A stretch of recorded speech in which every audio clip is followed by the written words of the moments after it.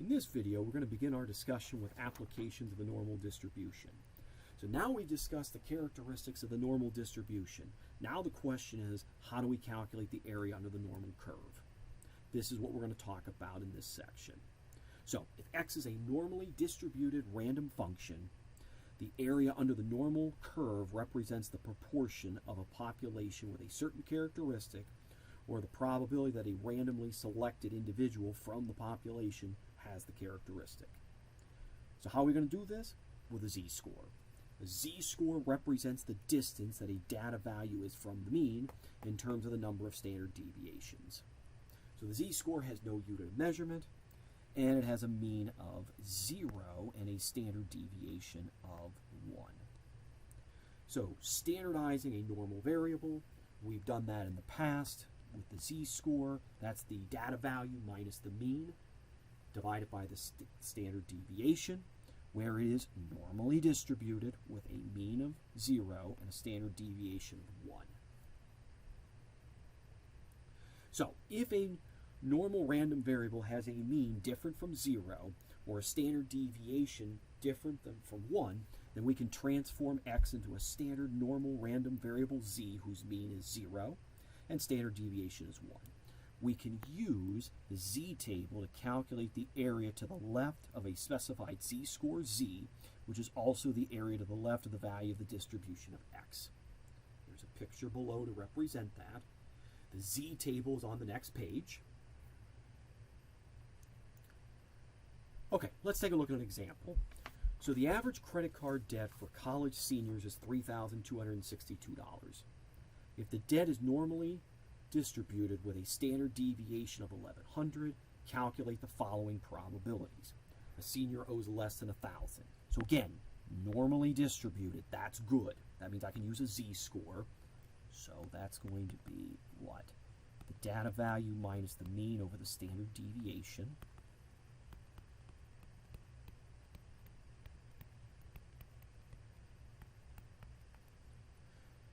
Subtract and divide to get this. Now, we're going to use the z-table on the previous page to help us figure out what the area underneath is going to be. So we have z is equal to -2 and 6/100. Here's the -2 with the 0.0, and then here's the 0.6 where they intersect. That's the area that is to the left. Now keep in mind it was less than. That's exactly what we would want. This is only an approximation because they're rounding the z-scores to 2 decimal places. We will use the calculator for the rest of this section, and that's what I want you to use on your test because that answer will be more accurate than using the z-table. Now, how are we going to put this into the calculator? Well, we're going to be looking for a normal CDF, and it's 4 parts. It's going to be what? The least value, comma, greatest value, comma, mean, comma, standard deviation. So what do we care about in this case? X is less than 1,000. On a number line, that looks like this. But more importantly, in interval notation, that's -infinity to 1,000. Now, what do I want to see on your paper? Normal CDF. Well, I'm not going to put -infinity. I'll put -100,000 because there's no -infinity on the calculator. 1,000. The mean in this problem is 3262, and the standard deviation is 1100. That's exactly what I want to see on your paper for this. Now, let's go to the graphing calculator and compute this. So how do we do this? Hit second, vars, and we want normal CDF. We will never use normal PDF in this section. So number 2. So for the lower, I'm going to put -100,000, enter. Then I'm going to put in 1,000, hit enter. 3262, hit enter. And 1100 for the standard deviation, hit enter. Make sure it's highlighted on paste, hit enter. Hit enter again. And we will always round all of these answers to 4 decimal places. So it'll be 0.0199. Okay, so there's our answer. Now I'm going to write the interpretation on what this means in the context of the problem. The proportion of college seniors who owe less than $1,000 is 0.0199.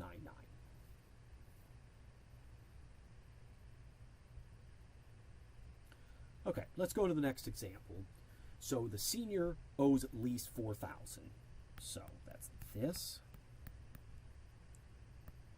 on a number line, and then an interval notation. Now, what would I want to see on the paper? Normal, CDF, 4,000, comma. Again, I'm not going to put infinity. That's going to be 100,000. The mean, which is 3262, and standard deviation, which is 1100.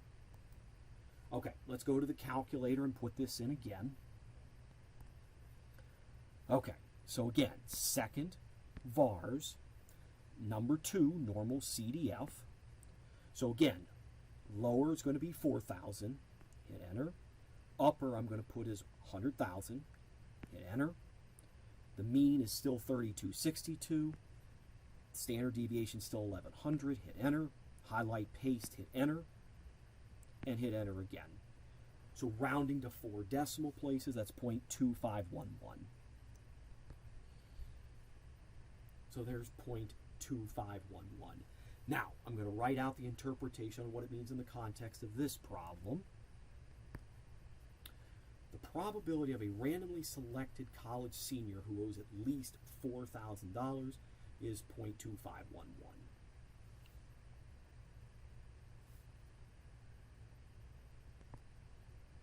Okay, let's take a look at the next example. So now we're talking about owes between 3 and 4,000. So that's this.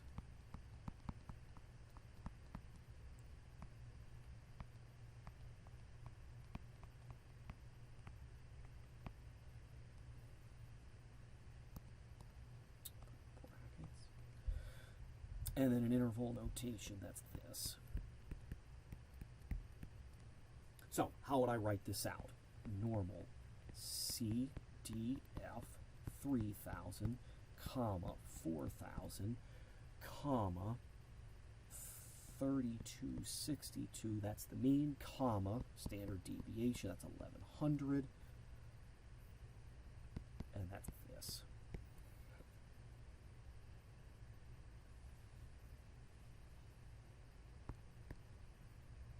Okay, part D, owes less than 1,000 or more than 4,000.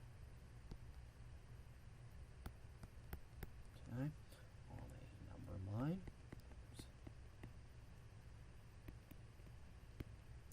Now, in this case, it's 2 different ones, right? It's negative infinity to 1,000 or 4,000 to infinity. That means I got to do 2 different normal CDFs in this problem.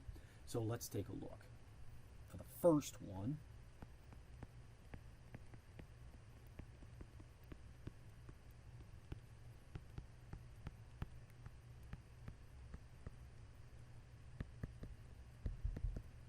and then the second one I'll put underneath.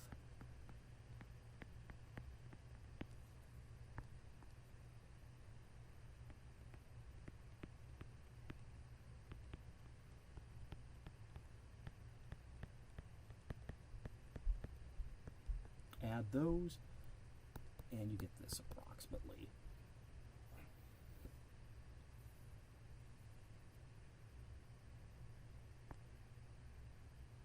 Okay, let's take a look at the next example then. So according to a recent National Health Statistics report, the weight of male babies less than 2 months old in the U.S. is normally distributed with a mean of 11 5/10 pounds and a standard deviation of 2 7/10 pounds. What proportion of babies weigh at most 15 pounds? Well, that's this. Graphing. and then interval notation. Okay, so what would I write? Normal CDF negative 100,000, comma, 15, comma, the mean, comma, standard deviation. Okay, I'll show one more time how to put this into the calculator. Okay, second vars, again, number 2, normal CDF. So again, negative 100,000, hit enter. Upper here is 15, hit enter. The mean is 11 and 5/10, hit enter. Standard deviation is 2 and 7/10. Hit enter, highlight the paste, hit enter again, and rounding to 4 decimal places, that's 0.9026. Okay, so I'm going to write out an interpretation now. The probability that a randomly selected male baby weighs at most 15 pounds is 0.9026. Okay, let's take a look at the next example. What proportion of babies weigh between 10 and 14 pounds? Well, that's this. And then in interval notation, that's going to be 10 to 14. So, what would you write?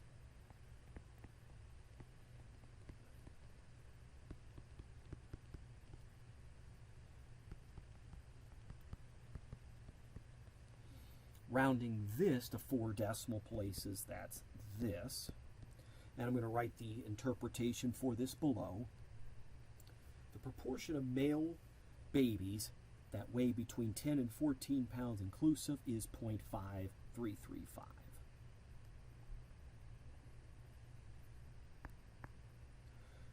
Okay, let's take a look at the next example then.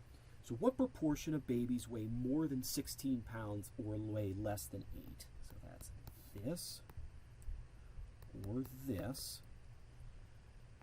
On a number line, here's 8, there's 16, and then it's this. Okay, so underneath I'll write the normal CDF. So we'll start with the left.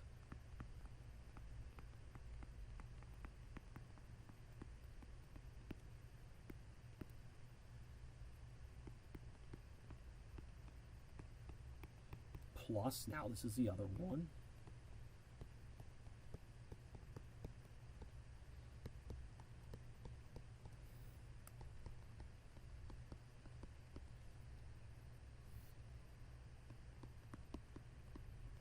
And rounding the 4 decimal places, you get this.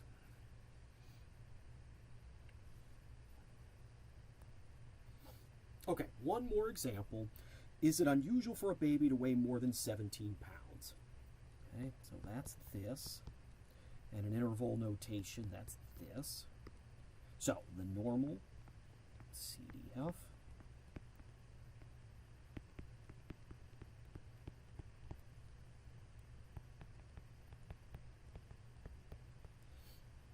And it comes out to be this.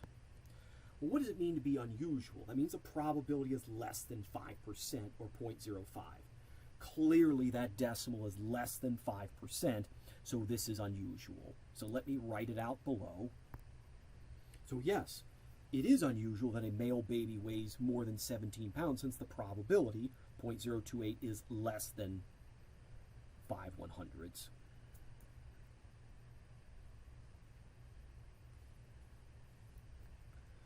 So one final note, since a normal curve extends forever in both directions, you will never have a range of values of a normal random variable for which the area under the curve is 1, because it goes forever in both directions.